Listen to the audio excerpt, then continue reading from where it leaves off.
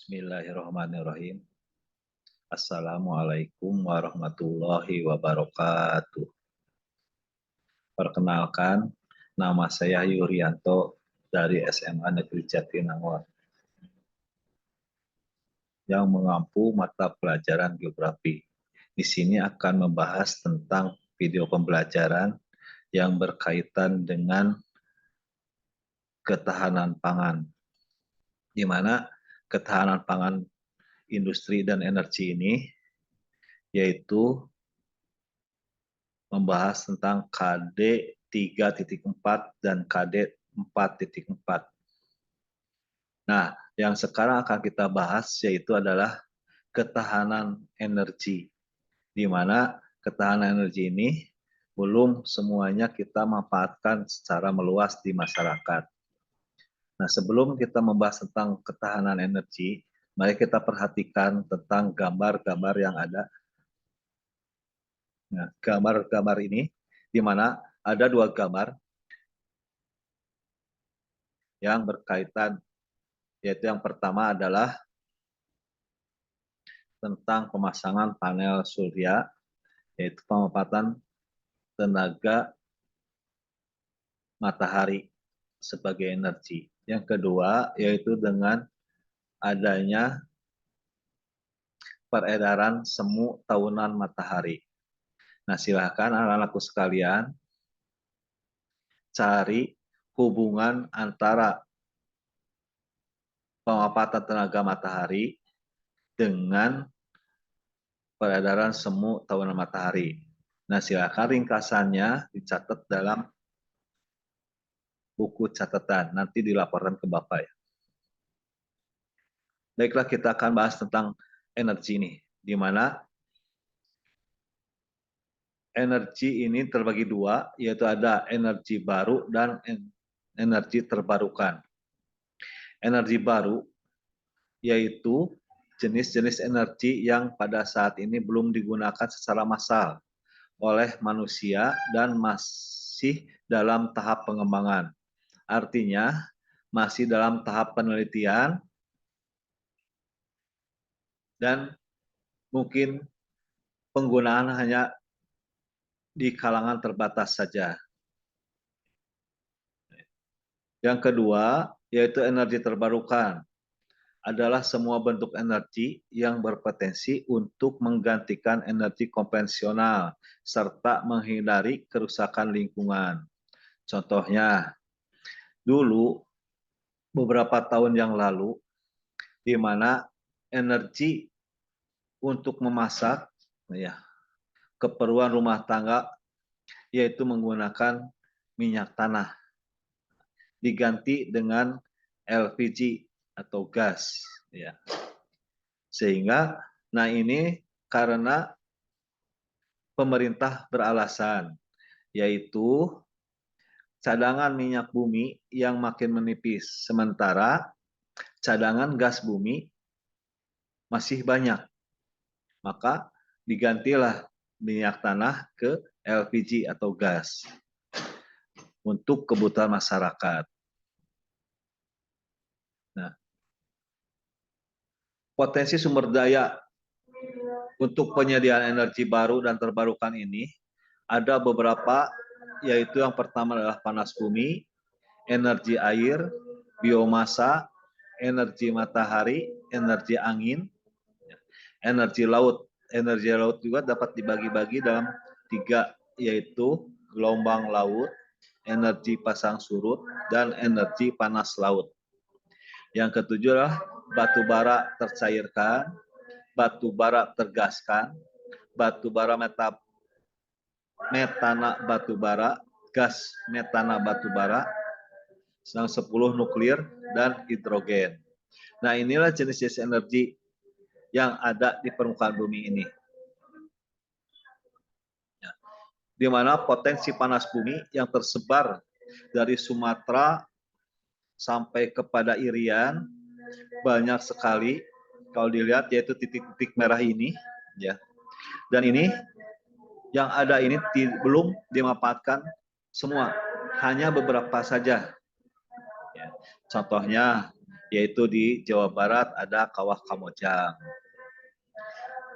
Jawa Tengah yaitu di Gunung Dieng dan lain-lainnya aja ya. Nah, itu.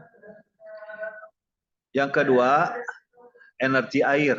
Energi air ini yang sekarang banyak dimanfaatkan yaitu untuk pembangkit tenaga listrik, terutama pemanfaatan aliran sungai-sungai di Indonesia. Dari Sumatera, Jawa, Kalimantan, Sulawesi, serta Nusa Tenggara sampai Papua. Nah, contohnya pemanfaatan energi air di daratan ini yaitu berkaitan dengan PLTA, yaitu pembangkit listrik tenaga air. Bahkan istimewanya dari pemanfaatan energi air ini yaitu dalam satu sungai bisa dibuat beberapa pembangkit listrik. Contohnya di Jawa Barat ada Sungai Citarum. Sungai Citarum pertama dibuat bendungan, yaitu Bendungan Juanda atau yang terletak di daerah Jatiluhur, Purwakarta. Terus dibangun lagi di daerah Cianjur yang terkenal dengan nama Cirata, Bendungan Cirata. Dan yang terakhir adalah ada bendungan di daerah Raja Mandala atau Bandung Barat, yaitu Bendungan Saguling. Itu adalah satu sungai. Ya. Satu sungai jadi bisa dibawa atau dipakai beberapa bendungan. Nah, itulah energi air. Selanjutnya, energi surya. Nah, seperti yang tadi dalam gambar tersebut, ya, tenaga matahari untuk wilayah Indonesia itu sangat besar sekali. Sebab Indonesia ini tidak pernah mengalami musim dingin, artinya matahari yang tidak bersinar. Hampir setiap hari matahari bersinar, ya. Dan itu belum dimanfaatkan dengan maksimal, ya. Dan belum secara meluas kepada masyarakat kecil. Ya. Contohnya panel surya yang kemarin, yang tadi di awal slide ini, ya. Nah, yang ketiga atau yang selanjutnya adalah energi angin. Energi angin ini Indonesia meskipun tidak pernah dilanda oleh angin topan atau angin yang sangat merusak, tetapi Indonesia cukup besar potensinya untuk energi angin ini. Ya.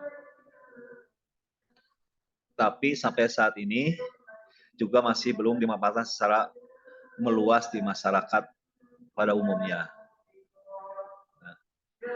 Nah, itulah contoh-contoh beberapa energi yang ada di Indonesia, di mana pengelolaan energi baru dan terbarukan ini dalam Peraturan Pemerintah Republik Indonesia Nomor 79 Tahun 2014 tentang Kebijakan Energi Nasional. Pengelolaan energi ini adalah penyelenggaraan kegiatan penyediaan, pengusahaan, dan pemanfaatan energi, serta penyediaan cadangan strategis dan konservasi sumber daya energi ini. Nah, dilakukan dengan kebijakan yang pertama atau yang kebijakan utama adalah ketersediaan energi untuk kebutuhan nasional. Ya. Jadi energi ini dipakai untuk masyarakat luas secara nasional. Yang kedua, prioritas pengembangan energi. Jadi energi ini dikembangkan untuk kebutuhan keperluan masyarakat secara meluas. Yang ketiga, pemanfaatan sumber daya energi nasional. Yang keempat, cadangan energi nasional yang meliputi cadangan strategis, cadangan penyangga energi, dan cadangan operasional. Nah, kebijakan utama ini harus didukung oleh kebijakan lain. Yang pertama adalah konservasi energi, konservasi sumber daya energi, dan diversifikasi energi. Ya, artinya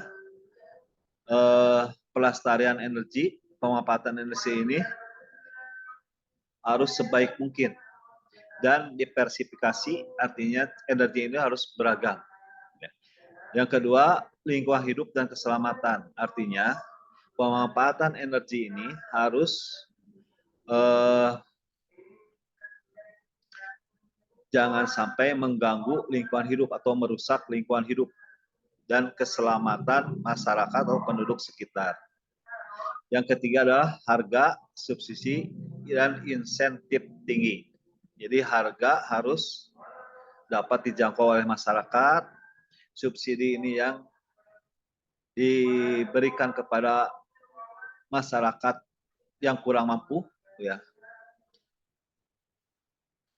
dari pemerintah, dan insentif tinggi, artinya insentif ini biasanya ada bantuan-bantuan kepada masyarakat miskin atau yang tidak mampu ketika harga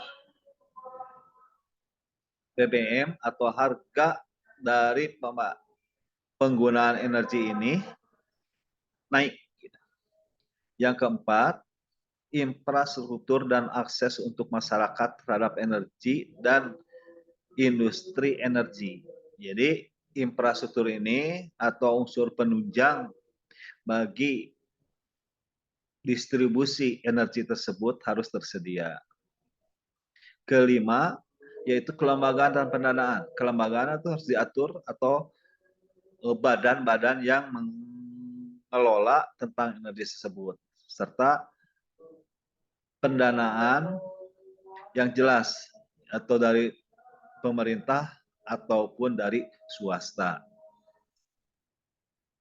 Nah, itulah tentang ketahanan energi, ya, baik energi baru dan terbarukan. Demikian ya, penjelasan tentang ketahanan energi ini. Terima kasih atas perhatiannya. Assalamualaikum warahmatullahi wabarakatuh.